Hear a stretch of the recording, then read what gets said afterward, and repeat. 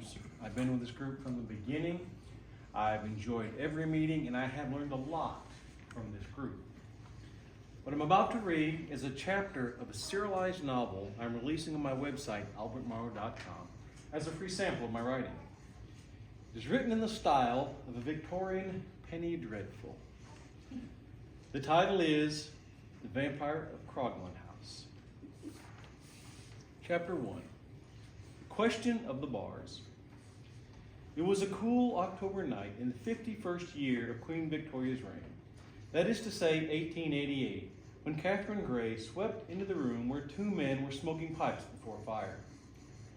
Arrayed about the edges of the room were the taxidermy trophies of Algernon Crogland, the last tenant of Crogland House. His death some years ago had left the sprawling single-story house empty until the current residents rented it for a stay in the Devonshire countryside. "Why are there bars in the window of my room?" Catherine asked. While not a conventional beauty, her nose was a trifle wide, and her eyes were often too intense for most men. There were many who would have married her if she would be caught. One of them was in the room, quietly lost and watching the firelight play on her blonde hair. "We've been here 3 days, and you're just now asking that, sister?" Warren Gray asked as he rose to clear his pipe by knocking the bowl on the fireplace mantel. "I've not paid them much mind until tonight," she replied. "You spent far too much time reading, I'm sure," said Warren. "What else am I to do? You know how quickly I tire of needlework, and you two have been too busy to take me for a walk on the moor." "What woman would want to walk on the Hargrove Mire?" Warren asked. "A great many of us would appreciate the wild beauty of the moor, I'm certain," Catherine replied, "especially if we were allowed to take our walk without having to wait upon a man to accompany us." Warren Gray's face went red, but the other man spoke next and brought the focus to him. "What caused you to notice the bars tonight, Catherine?" he asked.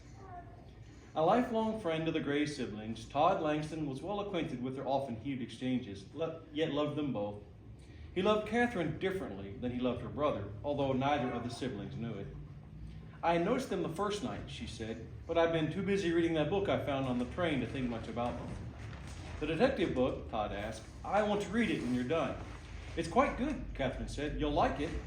Her eyes lit up, and Warren knew she was about to bore him with praises for the book, so he cut her off by asking, "What caused you to wonder about the bars tonight, Catherine?" She blinked away her displeasure at his interruption before responding. "I've been bothered by something scratching my window every night we've been here," she said. "Some branch that needs pruned, I thought, but I paid the sounds a little mind. Last night, though, they were louder, almost frantic sounding. They woke me after midnight, but stopped before I arose, so I relaxed back into sleep. I meant to ask one of you to prune them back today, but forgot, so I went outside just now to break the branch off my—" "You went outside at this time of night?" Warren interjected, giving the night dark landscape visible through the nearest window a pointed look. "I went outside alone, and I returned alive to tell the tale," Catherine replied. Todd spoke quickly before Warren could respond, saying, "You might not have done that had you heard what we did today, Catherine." "What is that?" she asked. "There's a madman running loose, attacking women," said Warren. "Are you serious?" Catherine asked. When her brother nodded, she looked quickly to Todd. "Is he serious?" "I'm afraid he is," Todd confirmed. "Some man is stalking about at night, trying to get into houses." "He attacked a woman in Dunworthy last night," put in Warren. He nearly tore her throat out with his teeth." Catherine was of hardier stock than most, yet she blanched and stuttered, Did she survive?" "Yes," Todd assured her. "She's near death and may yet die," added Warren. Todd stood and went to Catherine. "Shall I come you to your room, Catherine?" He reached for her and pleaded with his eyes, but she waved him off and walked slowly toward the door. "I'll step outside and cut that branch back in the morning," said her brother in a softer tone than he had used so far. "Thank you," she replied, but then shook her head and said, "There's no need. There isn't a branch close enough to touch that window." Catherine left the men then and went to her room on the other side of the house. Entering it, her gaze went immediately to the barred window with its view of the North Devon railway line and the dismal moor beyond the tracks. Sighing, she said to herself, "I still don't know why there are bars on this window." Movement drew her attention, and she stared through the window, trying to decipher what she was seeing in the deep shadows outside. Was someone approaching her window? A dark figure with eyes that gleamed in the lamplight from her room touched them. She thought of the madman her brother had mentioned, but then decided it couldn't be him.